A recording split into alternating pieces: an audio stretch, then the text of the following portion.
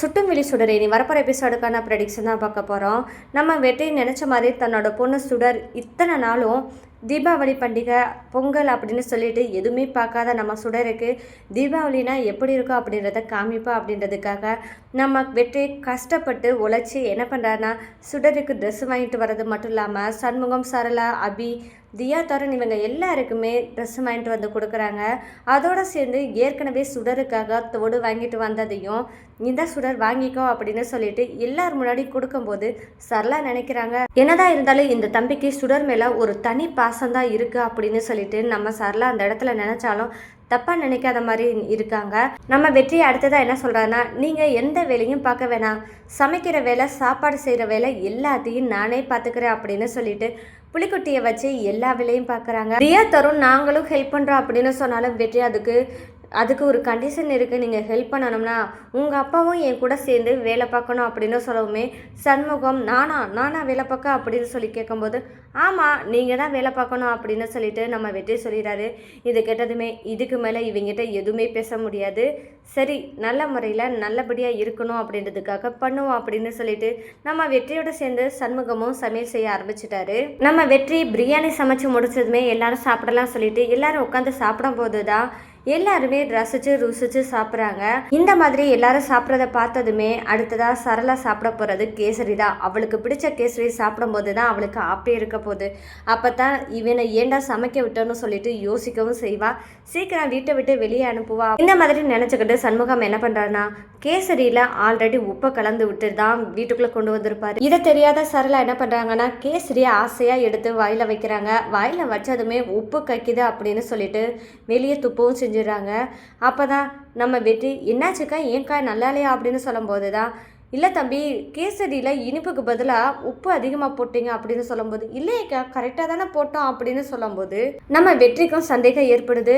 அப்போ கேசரியில் யார் உப்பு போட்டிருப்பான்னா கடைசியாக இவர் தானே அந்த கேசரியை கொண்டு வந்தது, அப்போ இவர் தான் போட்டிருப்பாரு, நீங்கள் தானே கேசரியை கொண்டு வந்தீங்க, நீங்கள் தானே போட்டிருக்கீங்க அப்படின்னு சொல்லிட்டு நம்ம வெற்றி கேட்க நான் எதுக்கு போடுறேன், நான்லாம் போடலை அப்படின்னு சொல்லிட்டு சண்முகம் சொல்கிறாரு. இதை கேட்டதுமே இல்லை நீங்கள் தான் போட்டிருப்பீங்க அப்படின்னு சொல்லிட்டு விடாப்பிடிவதமாக நம்ம வெற்றி சொல்ல ரெண்டு பேருமே ஒருத்தருக்கு ஒருத்தர் நான் இல்லை நீங்கள் தான் அப்படின்ற மாதிரி சண்டை போட்டுட்டு இருக்கும்போது நம்ம சரளா ஒரு வார்த்தையை விட்டுறாங்க, என்ன அடடா நீங்கள் மாமா மச்சான் மாதிரி இப்படி சண்டை போட்டுட்டு இருக்கீங்க அப்படின்னு சொல்லிட்டு சரளா சொல்கிறாங்க. சரளா சொன்ன இந்த வார்த்தையை கேட்டதுமே எல்லாருக்குமே ஷாக்காகுது. அது மட்டும் இல்லாமல் அந்த இடத்துல நம்ம அபிநயாவுக்கும் ரொம்பவே அதிர்ச்சி ஆகுது. இப்படி போய் அண்ணி பேசிட்டாங்களே மாமா மச்சான்னு சொல்லிட்டு கரெக்டாக தான் சொல்லியிருக்காங்க. ஆனால் இந்த உண்மை வெற்றி, சண்முகம் மற்றும் அபிநயா, புலிக்குட்டி இவங்களுக்கு மட்டும்தானே தெரியும், மற்ற யாருக்குமே தெரியாது இல்லையா? அதனால தியாவும் தருணும் என்ன பண்ணுறாங்கன்னா தருண் கேட்குறான், அம்மா மாமா மச்சானா என்னம்மா சொல்கிறீங்க அப்படின்னு சொல்லும்போது இல்லை தருண், உன்னோட அத்தையை இப்போ வெற்றி தம்பி கல்யாணம் பண்ணியிருந்தாருன்னா அப்பாவுக்கு மச்சான் முறை வேணும் அப்படின்னு சொல்லவுமே நம்ம அபிநயாவுக்கு தூக்கி வாரி போட்டுருது. என்னடா அண்ணி இப்படி சொல்லிட்டாங்க அப்படின்னு சொல்லிட்டு ரொம்பவே அப்செட் ஆகி சுடரை பாதி சாப்பாட்டோட எழுந்திருக்க சொல்லவுமே சுடரும் எழுந்திரிச்சுறாங்க. ஆனால் இப்போ தான் நம்ம அபிநயாவுக்கு ரொம்பவே கவலைப்பட போகிறாங்க.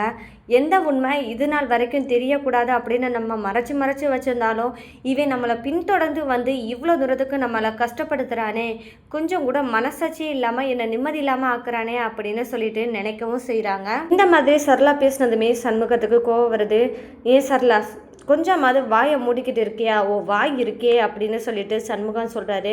இப்போ பாரு அபி கோச்சிட்டு போயிட்டா அப்படின்னு சொல்லிட்டு அபியை சமாதானப்படுத்தணும் அப்படின்றதுக்காக நம்ம சண்முகமும் அபிக்கிட்ட போகிறாரு. வெளியே உட்காந்து நம்ம அபிநயா ரொம்பவே அழுதுகிட்டு இருக்காங்க. இதை பார்த்தா சுடரும் ஏன் அம்மு இப்படி அழுகுறீங்க என்னாச்சு அப்படின்னு சொல்லி கேட்குறாங்க. சுடர் இதுக்கு பதில் சொல்ல முடியாமல் நம்ம அபிநயா ஒன்றும் இல்லடா தங்கம் அப்படின்னு சொல்லி நம்ம அபிநயா சமாளித்தாலும் நம்ம சுடரும் அழாதீங்க அம்மு, நீங்கள் அழுதான் எனக்கு அழுகையாக வரும் அப்படின்னு சொல்லவுமே அபிநயா தன்னோட அழுகையை கண்ட்ரோல் பண்ண ஆரம்பிக்கிறாங்க.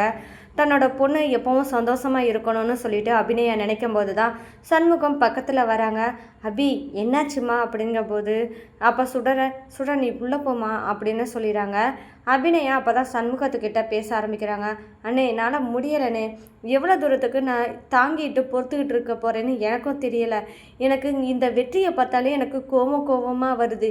எந்த உண்மை அன்னைக்கு தெரியக்கூடாது அப்படின்ற அளவுக்கு நம்ம மறைச்சு வைக்கணும்னு பார்த்தாலும் ஏதாவது ஒரு ரூபத்தில் தெரிஞ்சிருமோன்னு பயமாக இருக்குது. அதுக்கேற்ற மாதிரி இந்த வெற்றியும் சுடருக்காக அதை பண்ணுறேன் இதை பண்ணுறேன் அப்படின்னு சொல்லிட்டு அண்ணி மனசில் இடம் பிடிக்கிறது மட்டும் இல்லாமல் இப்போ ஒரு கேள்வி கேட்டாங்களே பார்த்தீங்களா, மாமா மச்சான் மாதிரி நீங்கள் 2 பேரும் சண்டை போட்டுட்ருக்கீங்கன்னு சொல்லவுமே எனக்கு பக்குன்னு போச்சு. ஆனால் இவன் தான் சுடரோட அப்பான்னு தெரிஞ்சால் கண்டிப்பாக அண்ணி தலையில் வச்சு கொண்டாடுவாங்கன்னு தான் எனக்கு தோணுது. ஏன்னா இவன் பண்ணுறது எல்லாமே அந்த மாதிரி தான் இருக்குது. இவன் நல்லவன்னு பேர் எடுக்கிறது அளவுக்கு தான் இவன் பண்ணுறான். நான் தான் தப்பு பண்ணவன் அப்படின்ற அளவுக்கு காமிக்கிற மாதிரி தான் இங்கே எல்லாமே பண்ணுறான்னா என்னால் தாங்கிக்க முடியலை. இவன் எப்படா வீட்டை விட்டு வெளியே போவான் அப்படின்னு நினச்சிக்கிட்டு இருக்கேன் அப்படின்னு சொல்லும்போது அப்போ தான் சண்முகம் சொல்கிறாரு, இங்கே பாரு அபிமா, நானும் அப்படி தான் நினைக்கிறேன். இவன் எப்போ வீட்டை விட்டு போவான்னு அப்படின்னு நினச்சிட்டு இருந்தாலும் இவன் போக மாட்டான் போல. இப்படி இருக்கான், என்ன பண்ணுறதுன்னு எனக்கும் தெரியல. நானும் அன்னைக்காக எந்த உண்மையும் தெரியக்கூடாது அப்படின்றதுக்காக தான் நான் அவனை பொறுத்துக்கிட்டு இருக்கேன். இல்லைன்னா எப்போ நம்ம வீட்டுக்கு வந்தானோ அப்பயே நான் அவனை கழுத்தை பிடிச்சி வெளியே தள்ளியிருப்பேன். வேறு வழி இல்லை அபி, கொஞ்சம் பொறுத்து தான் ஆகணும் அப்படின்னு சொல்லிட்டு சண்முகம் சொல்கிறாரு. சரி அண்ணா, பொறுத்துக்கிறேன், வேறு வழி இல்லை அப்படின்னு சொல்லிட்டு நம்ம அபிநயாவும் சமாதானம் ஆகுறாங்க. இவங்க 2 பேரும் பேசுகிறத கேட்டால் நம்ம வெற்றிக்கு என்ன ஆகுதுன்னா, நம்ம எப்படா வீட்டை விட்டு வெளியே போகணும் அப்படின்னு நினச்சிக்கிட்டு இருக்கா இவ. நம்ம என்னமோ இவளை காப்பாற்றணும், இவ தப்பு பண்ணியிருக்க மாட்டா, இவளுக்கு என்ன நடந்துச்சு அப்படின்னு சொல்லி நம்ம கேட்கலாம் அப்படின்னு சொல்லி நம்ம நினச்சா இவ நம்மளை எப்போ பார்த்தாலும் வெறுத்து ஒதுக்குற மாதிரி தான் பண்ணுறா. என்ன தான் பண்ண போகிறேன்னு தெரியல. கடைசி என் பொண்ணுக்கிட்ட நான் தான் அவளோட அப்பான்னு சொல்லாத அளவுக்கு பண்ணிடுவாளோன்னு எனக்கு பயமாக இருக்குது.